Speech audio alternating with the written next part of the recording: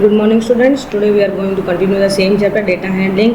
Today I am starting with exercise 5.2. मैंने आपको अभी लास्ट क्लास में आपको इसके डिटेल्स बताई थी कि पाई चार्ट कैसे बनाते हैं। पाई चार्ट बनाने के लिए मुझे एंगल्स, जो भी एंगल्स हैं वो डिग्री में चाहिए, ठीक है। और सेंट्रल एंगल निकालने के लिए मैं कैसे करूँगी वो सब कुछ मैंने आपको यहाँ पे बताया था, ठीक है।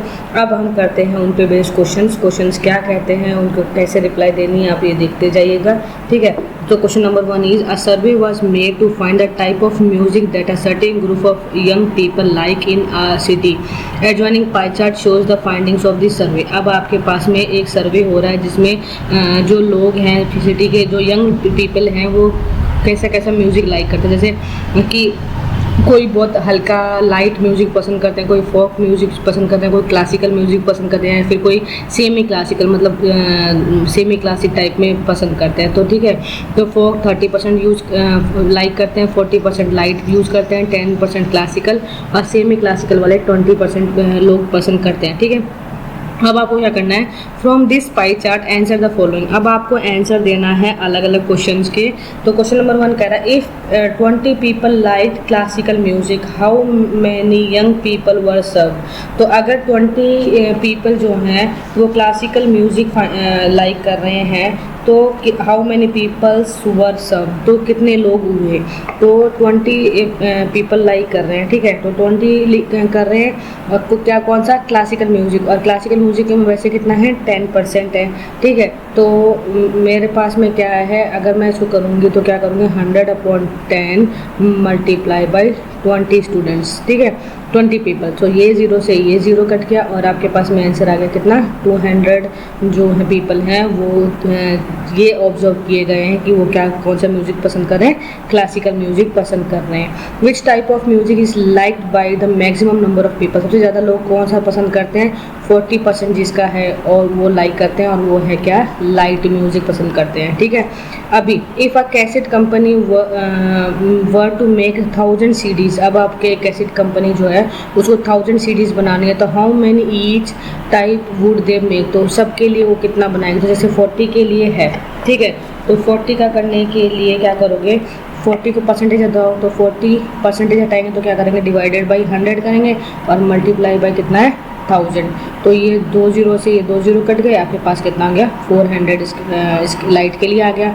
30/100 और मल्टीप्लाई बाई 1000, ठीक है। तो 2 0 से ये कर गया, तो कितना आ गया आपके पास में, यहाँ पे 300 आ गया, ठीक है। 20 के लिए करेंगे सेम, 20/100 मल्टीप्लाई बाई 1000। सो यहाँ पे भी आपका वही हो गया, ये 2 0 से ये 2 0 कट गए, तो आपके पास में आंसर आ गया 200, ठीक है। यहाँ पे सेम वही 10/100 मल्टीप्लाई बाई 1000, तो आपके पास आ गया आंसर 100, ठीक है। ये क्वेश्चन आपका फर्स्ट कंप्लीट हो गया। A group of 300 people, question number 2 कह रहा है a group of 300 people were asked to vote for their favourite season for the 3 seasons rainy, winter and summer. अब आपके पास में 3 फेवरेट आपके सीजन है, समर, रेनी और विंटर। तो नंबर ऑफ वोट्स, समर के लिए 90 वोट्स आए हैं, रेनी के लिए 120 वोट्स आए हैं और विंटर के लिए 150 वोट्स आए हैं, ठीक है। अब आपको बताना है विच season got the more votes. तो सबसे ज़्यादा वोट्स किसके लिए आए हैं, विंटर के लिए आए हैं, तो मैं यहाँ पे लिख देती हूँ विंटर के लिए आए हैं, ठीक है। Next, find the central angle of each sector. अब इसको सेंट्रल एंगल निकालना है, निकालती हूँ मैं। And draw a pie chart to show this information, और उसकी फिर पाई चार्ट बनानी है। तो पाई चार्ट तो आपको बनानी है, ठीक है। मैं सेंट्रल एंगल बना देती हूँ। तो सेंट्रल एंगल बनाने के लिए आपको ये एक ऐसा टेबल बनाना है जिसमें आपको सीजन लिखना है, नंबर ऑफ वोट्स लिखना है। मैं इसी में ही इंक्लूड कर रही हूँ, पर आपको क्या करना है, सेपरेट एक टेबल बनानी है जिसमें एक जो कॉलम होगा वो सीजन का होगा, एक नंबर ऑफ वोट्स का हो गया।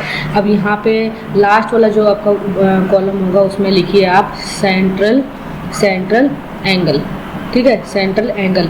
अब यहाँ पे सेंट्रल एंगल में पहला है आपके पास में, देखिए 90, 120 और 150, इनको टोटल करती हूँ तो मेरे पास में कितना आता है, 360 आता है, ठीक है। तो अब मुझे क्या करना है, पहला अगर निकालना है तो 90/360 मतलब 9, इसमें अपॉन टोटल और मल्टीप्लाई बाय 360 डिग्री। 360 डिग्री इसलिए क्योंकि मैंने बताया था कि आपको इसको सेंट्रल एंगल में करने के लिए हमें मल्टीप्लाई बाय 360 करना है, इसलिए तो ये 0 से ये कट गया, 360 कट गया, क्या बच गया 90 डिग्री आपके पास आंसर बच गया। ठीक है, दूसरा 120 अपॉन 360 मल्टीप्लाई बाय 360, तो 360 से 360 कट गया, आपके पास में आ जाएगा 120 डिग्री। ठीक है, दूसरा आ जाएगा 150 अपॉन 360 मल्टीप्लाई बाय 360, जिसमें 360 कैंसिल हो जाएंगे, आपके पास बच जाएगा 150 डिग्री आपके पास आंसर आ जाएगा। और अब उसको आप तीनों यूज़ करके आपको क्या करना है, और 90 डिग्री का एंगल बनाना है, एक 120 का बनाना और एक 150 का बना के सर्कल में, और पाई चार्ट आपको उसकी बना देनी है। ठीक है, क्वेश्चन नंबर 3 कह रहा है ड्रॉ पाई चार्ट। आपको एक पाई चार्ट बनाना है showing the different information, the table shows the colours perform by a group of people. अब आपके पास में यहाँ पे एक टेबल बनाई हुई है जिसमें ब्लू, ग्रीन, रेड और येलो कलर्स दे रखे हैं, नंबर ऑफ पीपल दे रखे हैं, और आपको उसका पाई चार्ट बनाना है। पाई चार्ट बनाने के लिए पहले यहाँ पे एक कॉलम बनाइए जिसका नाम लिखिए सेंट्रल एंगल। मतलब जब तक आप डिग्री नहीं निकालोगे तो कैसे बनेगा पाई चार्ट, इसलिए सेंट्रल एंगल निकालना बहुत ज़रूरी है। सेंट्रल निकालने के देखिए आप इन सब का टोटल जो होता है वो कितना होता है 36 होता है। ठीक है, तो 18 अपॉन आप तो टोटल 36 मल्टीप्लाई बाई 360, तो 36 से 36 कैंसिल हो जाता है, तो आपका आंसर बचता है कितना 180 डिग्री। ठीक है, दूसरा 9 अपॉन 36 मल्टीप्लाई बाई 360, तो 36 से 36 कैंसिल कीजिए, तो यहाँ बच गया आपका 90 डिग्री। नीचे है 6 अपॉन 36 मल्टीप्लाई बाई 360, तो 36 कैंसिल हो गया, आपका बच गया आंसर 60 डिग्री। ठीक है, लास्ट है आपका 3 अपॉन 36 मल्टीप्लाई बाई 360, 36 से 36 कैंसिल हो गया, क्या बच गया आपका 30 डिग्री ये आ गया। तो आपके पास 180 है, 90 है, 60 है और 30 डिग्री है, इससे आप क्या बना लीजिए पाई चार्ट ड्रॉ कर लीजिए। ठीक है, नेक्स्ट क्वेश्चन नंबर 4 कह रहा है the adjoining pie chart gives the marks scored in an examination by a student in Hindi, English, math, social science and science. ठीक है, अब ये सब्जेक्ट में आपको इतने मार्क्स मिल रहे हैं। If the total marks obtain by the students were 540, answer the following question. अब टोटल जो मार्क्स मिल रहे हैं इन सब मैथ्स, एसएसटी, इंग्लिश, साइंस, इन सबको जोड़ के तो टोटल मार्क्स आपके हैं 540 मार्क्स हैं। ठीक है, और अब आपको और हर मार्क्स जो ये नंबर हैं इनके आपको क्या दे दिए, आपको सिर्फ डिग्री में दिया है 90, 65, 80, 70, 55 डिग्री में दिया हुआ है। ठीक है, अब आपको क्या करना है, इसमें इसके क्वेश्चंस के आंसर्स देने हैं। तो in which subject did the student score 105 marks. अब आपको ये बताना है कि 105 मार्क्स किस सब्जेक्ट में स्कोर किए गए हैं। तो इसको आपको पता करना है कि किस में किए गए हैं। तो आप क्या कीजिए, तो आपका टोटल कितना है, आपको एंगल से कन्वर्ट करना है, तो 360 अपॉन 540 मल्टीप्लाई बाई 105। तो जब आप इसको सिंप्लीफाई करोगे तो आपके पास में आंसर आता है 70 डिग्री। तो 70 डिग्री यहाँ पे किसका है, हिंदी का है, तो इसका आंसर क्या होगा, विच सब्जेक्ट में आएगा इसमें, तो इसका आंसर आएगा हिंदी। ठीक है, नेक्स्ट क्वेश्चन बोल रहा है how many more marks were obtained by the student in mathematics than in Hindi.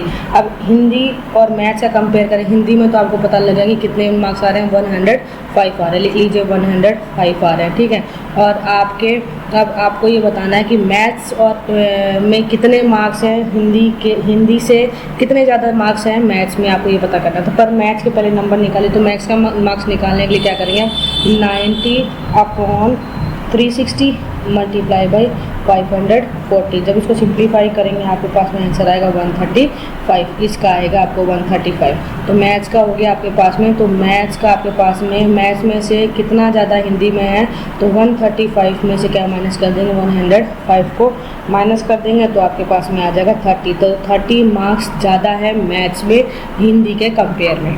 ठीक है, नेक्स्ट बोल रहा है SST, examine whether the sum of the marks obtain in SST and mathematics is more than in science and math. अब जो social studies में और maths में जो आपके दोनों का सम जो है आपका मार्क्स का, वो मोर है किससे, साइंस और हिंदी के मार्क्स से ज़्यादा है सम उनका। तो आपका देखिए एसएसटी और मैथ्स का जो एडिशन है वो है आपका 65 डिग्री और 90 डिग्री, तो इसका आंसर होता है 155 डिग्री आपका आंसर आता है। ठीक है, ये है सम ऑफ एसएसटी एंड मैथ्स के मार्क्स का। ठीक है, अब हमें निकालना है साइंस और हिंदी के मार्क्स का एडिशन निकालना, जिसमें मेरे पास में है 80। ठीक है, मेरे पास में है 80 और दूसरा है मेरे पास में 70। ठीक है, 80 और मेरे पास में है 70, इन दोनों को ऐड करने से आता है मेरे पास में 150 डिग्री। तो सबसे ज़्यादा कंपेयर अगर करें तो किस में ज़्यादा है, एसएसटी और मैथ्स में, तो वो आपका क्या होगा, ये इससे ज़्यादा है कंपेयर करें तो, कि sum of marks obtain in social science is more and maths is more than the science and Hindi. ठीक है, अब क्वेश्चन 5 में चलिए। क्वेश्चन 5 कह रहा है the number of students in hostel speaking different languages is given below, display the data in a pie chart. अब आपको क्या करना है, इसका पाई चार्ट बनाना है, जो भी दिया हुआ है उसका। ठीक है, उसका पाई चार्ट बनाने के लिए पहले आपके पास में लैंग्वेजेस दी हुई हैं और नंबर ऑफ स्टूडेंट्स दिए हुए हैं। उन नंबर ऑफ स्टूडेंट्स को किस में कन्वर्ट करो, आप डिग्री में कन्वर्ट करो, उसके बाद में फिर उसका क्या निकालो, आंसर निकालो। ठीक है, तो पहला जैसा है आपके पास में 40 है। ठीक है, तो मैंने बताया जब भी सेंट्रल एंगल निकालना है तो आपको क्या करना है, मल्टीप्लाई बाई 360 करना है, टोटल को मल्टीप्लाई 360 से करना है। तो आप यहाँ पे एक और कॉलम बनाइए जिसको लिखिए सेंट्रल एंगल। ठीक है, सेंट्रल एंगल लिख दिया, यहाँ पे 40/72 मल्टीप्लाई बाई 360। ठीक है, तो यहाँ पे जो आपका आंसर आता है वो आता है 200। यहाँ पे जब करेंगे तो ये आएगा 12/72 मल्टीप्लाई बाई 360, तो इसका आंसर आपका आता है कितना, 60 डिग्री। यहाँ पे आप जो करोगे तो 9/72 मल्टीप्लाई बाई 360 मल्टीप्लाई बाई 360, तो आपका ये जो इसका आंसर जो निकलेगा वो निकलेगा आपका 45 डिग्री। ठीक है, 7 अपॉन कितना है, 7/72 मल्टीप्लाई बाई 360 डिग्री, तो इसका जो आंसर होगा आपका होगा 35 डिग्री होगा। यहाँ पे जब करोगे तो आपका होगा 4/72 मल्टीप्लाई बाई 360, तो इसको जब करोगे तो आपके पास में आंसर निकलेगा 20 डिग्री। अब आपके पास में 200 डिग्री हो गया, तो 60 डिग्री हो गया, 45 डिग्री हो गया, 35 डिग्री हो गया और 30 डिग्री हो गया। अब इसे आप इसको आंसर, ये 20 है, 30 नहीं है, ये 20 है, ये 20 डिग्री आपकी। ठीक है, और अब इससे आप क्या बना दीजिए, पाई चार्ट बना दीजिए। ठीक है ना, चांस एंड प्रोबेबिलिटी सबसे इंटरेस्टिंग और सबसे इजी टॉपिक है, प्रोबेबिलिटी और चांस। किसी भी चीज़ की हम जैसे हम क्या खेलते हैं, लूडो खेलते हैं। ठीक है, तो हम जब डाई फेंकते हैं तो हमारे पास डाई में नंबर होता है 1 से 6 तक। ठीक है, तो हम सोचते हैं क्या आए, हम सोचते हैं 6 आए, 4 आए, 5 आए, हम मांगते हैं, तो वो होता है एक चांस कि मतलब क्या आ रहा, आने वाला है क्या हमारा, अब हम जब गिट्टी घुमाएंगे तो हमारे पास क्या आएगा, वो चीज़ होती है चांस। और प्रोबेबिलिटी मतलब हम किसी को भी नंबर को कंपेयर करें तो तब हमारा ये देखना है कि हमारा उस पर्टिकुलर चीज़ का, अगर एक पर्टिकुलर इवेंट के लिए हम पूछते हैं तो हमको क्या करना, पूरे टोटल में से वो एक पर्टिकुलर के लिए क्या चीज़ जो ऑब्जेक्ट निकालते हैं उसको बोलते हैं हम प्रोबेबिलिटी। ठीक है, getting a result. You might have seen that before a cricket match starts, captains of 2 teams go out to toss a coin to decide which team will be first. अब आपको क्या करना है, जब भी आप क्या करते हो कि कोई भी क्रिकेट मैच स्टार्ट होता है या फिर कोई आप गेम स्टार्ट करते हो, पहले आप क्या करते हो, टॉस करते हो। ठीक है, टॉस करते हो तो टॉस में आपके पास में एक कॉइन होता है जिसमें हेड एंड टेल होता है, तो आप टॉस करते हो और चूज़ करते हो कि जैसे आपने हेड मांगा है, आपके फ्रेंड ने टेल मांगा, तो आप ये करते हो जिसमें अगर हेड आया तो आप खेलोगे, टेल आएगा तो आपका, तो वो ही होता है गेटिंग अ चांस। मतलब किसी भी चीज़ को शुरू करने से पहले आप एक टॉसिंग जो करते हो उसको बोलते हैं गेटिंग अ चांस। ठीक है, इक्वली लाइकली आउटकम्स। अब इक्वली लाइकली आउटकम्स मतलब जैसे coin is tossed several times and the number of times we get head और टेल इज नोटेड। और हम जब भी कॉइन को टोस्ट करते हैं हमारे पास में या तो हेड आता है या फिर टेल आता है। ठीक है, let us look at the result sheet where we keep on increasing the tosses. और अब यहाँ हम क्या करें, टोस को इंक्रीज करें। जैसे मैंने क्या किया, नंबर ऑफ टोसेज 50 मेरे टोसेज हो रहे हैं, तो मेरे पास में जो हेड आ रहा है वो इतने टाइम्स आ रहा है। ठीक है, मेरे पास हेड 27 टाइम्स आ रहा है, 60 का जो मैंने किया तो 28 टाइम्स आ रहा है। ठीक है, अगर मेरे टेल करूँ तो 23 टाइम्स ये टेल आ रहा है, मेरे पास 32 टाइम टेल्स आ रहा है। ऐसे करके हम इसको मतलब इंक्रीज करते जा रहे हैं अपने टोसिंग को। ठीक है no linking chance to probability. अभी क्या है, किसी भी चीज़ को लिंक करना है कि जैसे consider the experiment of tossing a coin once. एक बार एक कॉइन को एक बार टॉस किया, तो एक बार जब हम टॉस किया तो या तो हमारे पास में व्हाट आर द आउटकम्स, तो हमारे पास में आउटकम्स क्या आएगी, 2 आउटकम्स होंगे, हेड और टेल। तो हमारे पास में 2 चीज़ आती है, या तो हेड आएगा या फिर टेल आएगा। Both the outcomes are equally likely, और दोनों के दोनों क्या है, जो आउटकम्स हैं वो हमारे लिए दोनों ही एक जैसे ही होते हैं। क्यों?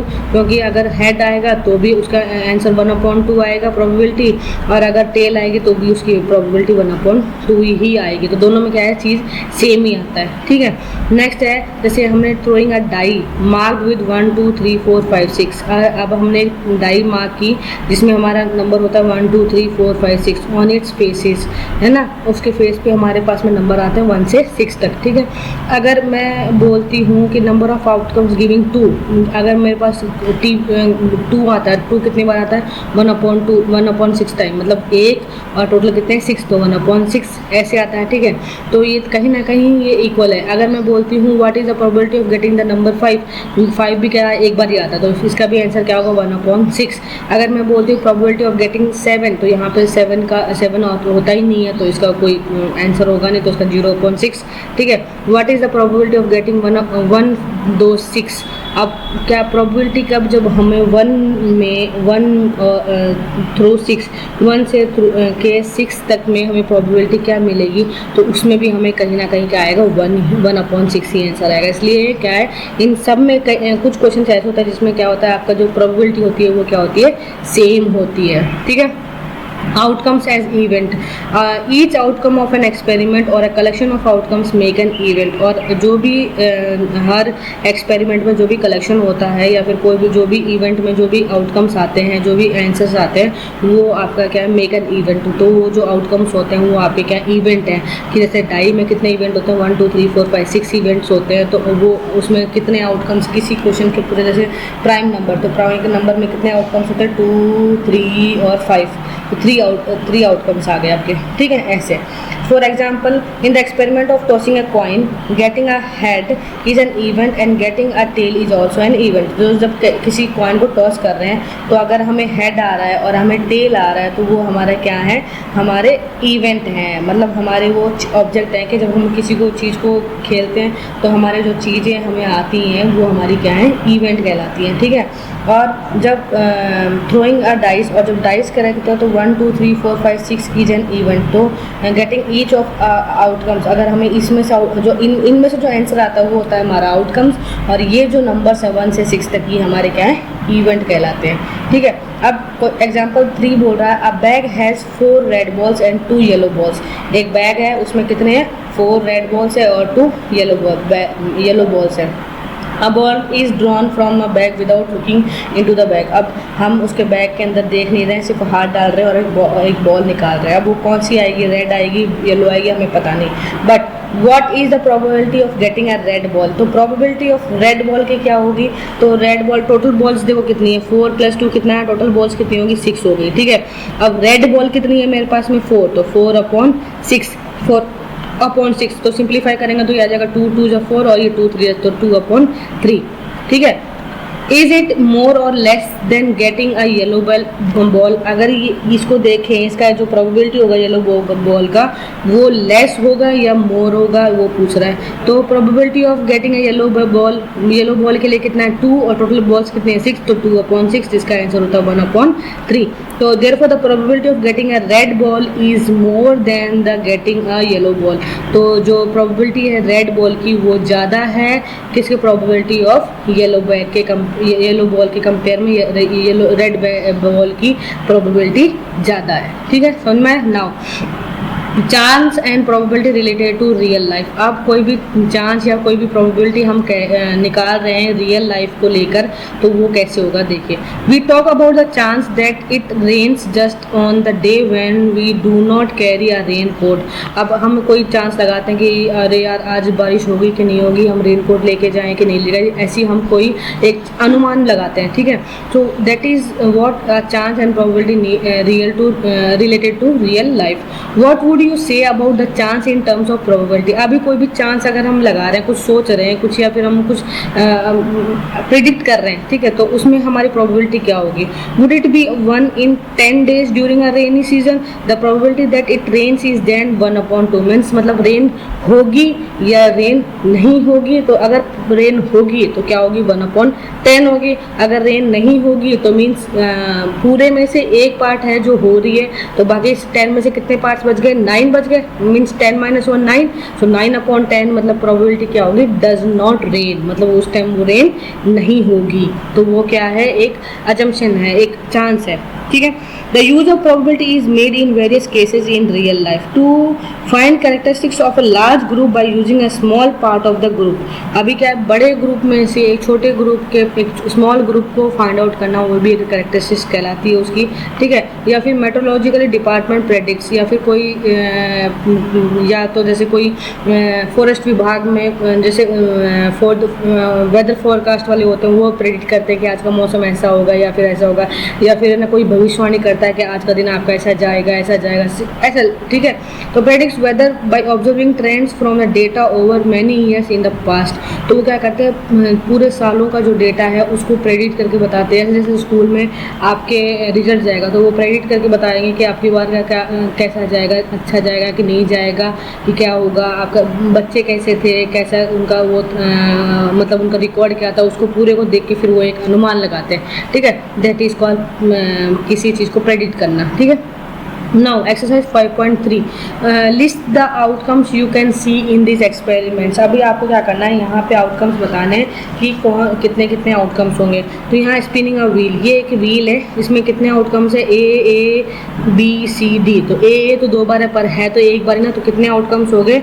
ए बी सी और डी, आपके टोटल 4 आउटकम्स होंगे। टॉसिंग 2 कॉइन्स, आपके पास में 2 कॉइन टॉस हो रहा है, एक साथ 2 कॉइन कर रहे हो, तो एक बार क्या पता दोनों में हेड आए या फिर दोनों में टेल आया, या फिर एक बार हेड एंड टेल आया, या फिर एक बार टेल और हेड आया। तो मतलब टोटल कितने हो गए?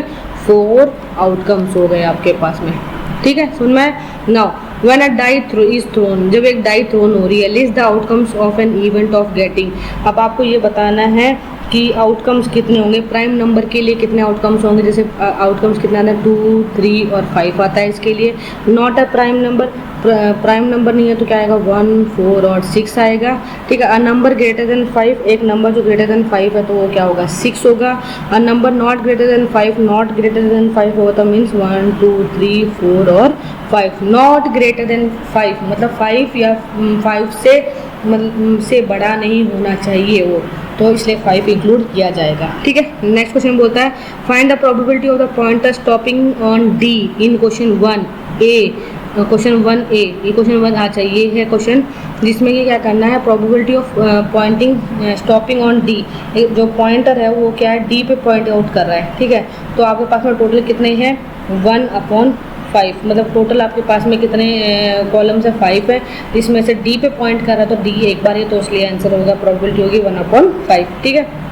प्रोबेबिलिटी ऑफ गेटिंग एन ऐश मतलब इक्के, एक सफल कार्ड जो होते हैं उसमें कितने इक्के होते हैं? 4 इक्के होते हैं, ठीक है। तो 4/52, और इसको जब सिंप्लीफाई करेंगे तो 4 1 जा 4 और 4 13 जा, तो 1/13 इसका आंसर आ गया, ठीक है। अब probability of getting a red Apple, अब यहाँ आपके पास में यहाँ पे नीचे एक बॉक्स बनाया, एक सर्कल बनाया जिसमें आपके पास में ग्रीन भी है, ग्रीन एप्पल भी है और रेड एप्पल भी है। तो आपके पास में टोटल कितने रेड एप्पल्स हैं? तो कितने हैं? 1 2 3 4, तो कितना हो गया? 4 अपॉन आपके पास टोटल कितने हैं? 7 एप्पल है, तो 4/7 इसकी प्रोबेबिलिटी आ गई, ठीक है। Now question number 4, numbers 1 to 10 are written in 10 separate slips. अब 1 से लेकर 10 तक के सेपरेट स्लिप्स में नंबर्स लिखे हुए हैं 1 से 10 तक कि केप्ट इन अ बॉक्स। अब उसको बॉक्स में रख दिया एंड मिक्सड वेल, उसको मिक्स कर दिया, जैसे चिट निकालते हैं, ठीक है। तो आपने 10 चिट बनाई, जिस पे नंबर अलग नंबर लिख दिए, 1 से लेकर 10 तक के अलग अलग नंबर लिख दिए, ठीक है। और उनको एक बॉक्स में डाल दिया और उनको सबको घुमा दिया। आप क्या किया? 1 slip is chosen from the box without looking into it. अब क्या किया? कि एक स्लिप निकाली बॉक्स में से, बिना देखे हुए हमने एक चीट निकाल ली उसमें से। What is the probability of getting a number 6, तो एक नंबर 6 निकालने के लिए प्रोबेबिलिटी क्या मिलेगी आपको, 1/10 मिलेगी। ठीक है, getting a number less than 6 से नीचे के जो नंबर होंगे, तो 6 से नीचे नंबर कितने होंगे, 5 नंबर्स होंगे, 1 2 3 4 5, तो 5/10, तो आंसर हो जाएगा 1/2। ठीक है, getting a number greater than 6, और जो नंबर जो ग्रेटर देन 6 होंगे तो 6 के बाद में 7 8 9 10, तो कितने नंबर हो गए आपके पास में, 4/10 मीन्स आंसर होगा आपका 2/5। ठीक है, गेटिंग 1 डिजिट नंबर, और एक डिजिट का नंबर कितने होंगे आपके पास में, 1 से लेकर 9 तक 1 डिजिट नंबर होंगे, तो कितने होंगे टोटल, 9/10 आपके पास में इसका आंसर आ गया। नेक्स्ट क्वेश्चन बोल रहा है, if you have spinning wheel, आपके पास में एक स्पिनिंग व्हील है with 3 green sectors, 1 blue sectors and 1 red sectors, मतलब एक स्पिनिंग व्हील है जिसमें 3 तो ग्रीन कलर के बॉक्स बने हुए हैं, 1 ब्लू सेक्टर बना हुआ है और 1 रेड सेक्टर का बना हुआ है। What is the probability of getting green sector, अब टोटल कितने सेक्टर्स हो गए, 3 सेक्टर्स रेड ग्रीन के हैं, 1 ब्लू के हैं और 1 रेड का, तो कितना हो टोटल 5 हो गए। ठीक है, 3 + 1 + 1, तो टोटल कितना आ गया, 5 आ गया। ठीक है, तो यहाँ पे मैंने लिख दिया 3 + 1 + 1, तो टोटल मेरे पास कितने आ गए, 5 आ गए। अब what is the probability of getting green sector के लिए कितना होगा, 3/5 होगा। What is the probability of getting non blue sector, मतलब ब्लू को छोड़ के, तो ब्लू को छोड़ के कितने हैं, 3 + 1, तो टोटल कितने होंगे, 4/5 मेरे पास इसका आंसर आ गया। तो प्रोबेबिलिटी कितने होंगे, 4/5। Find the probability of the events given in question 2, अब क्वेश्चन 2 में जो भी इवेंट्स दिए हुए हैं उनकी प्रोबेबिलिटी निकालनी है। तो क्वेश्चन 2 की जो प्रोबेबिलिटी है, क्वेश्चन 2 में जो फर्स्ट वन है उसमें मुझे बोलता है कि आपकी जो है फर्स्ट है प्राइम नंबर में कितने नंबर से मेरे पास 1 2 3, तो मेरा जो फर्स्ट का आंसर होगा वो होगा मेरा 3/6, तो इसका आंसर होगा 1/2।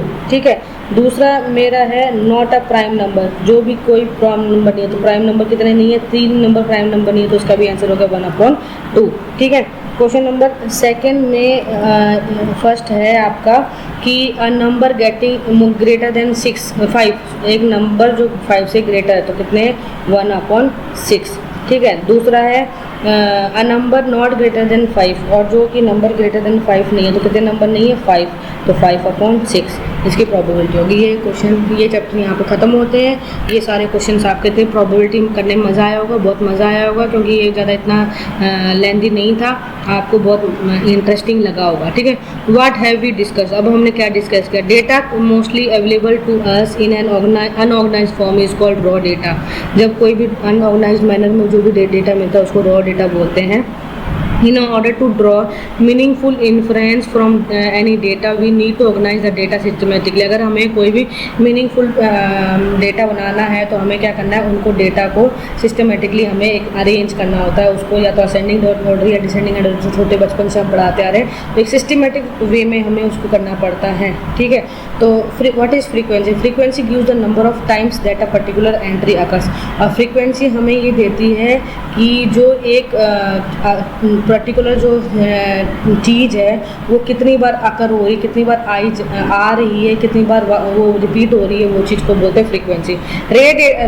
Raw data can be grouped and represented systematically through grouped frequency distribution, और रॉ डेटा जो होता है वो ग्रुप में या फिर ग्रुप्ड फ्रीक्वेंसी डिस्ट्रीब्यूशन टेबल में बनाया जाता है, या फिर हम उसको हिस्टोग्राम में भी बोलते हैं। ठीक है, या फिर data can be represented in circle है या पाई चार्ट, और सर्कल या डेटा उसको सर्कल के फॉर्म में भी होता है या फिर उसको पाई चार्ट भी बोलते हैं। ठीक है, there are certain experiments whose outcomes have an equal chance of occurring, और कुछ एक्सपेरिमेंट्स ऐसे हैं जिसकी जो चांस ऑफ अकरिंग होती है उसको हम क्या बोलते हैं, आउटकम्स बोलते हैं। ठीक है, a random experiment is one whose outcome can not be predicted exactly in advance, और कुछ रैंडम एक्सपेरिमेंट्स ऐसे होते हैं जिनको हम प्रेडिक्ट नहीं कर सकते, और वो उसके आउटकम्स जो है कैन नॉट बी प्रेडिक्ट, वो कभी भी प्रेडिक्ट नहीं किए जा सकते और वो हो जाते हैं। ठीक है, आउटकम्स ऑफ एन एक्सपेरिमेंट, जैसे हम कुछ भी कोई चीज़ उठाते हैं तो हमें पता नहीं होता कि हमने क्या प्रेडिक्ट करना है, हम जो उठाते हैं वो आता है, वो खोल के देखना पड़ता है कि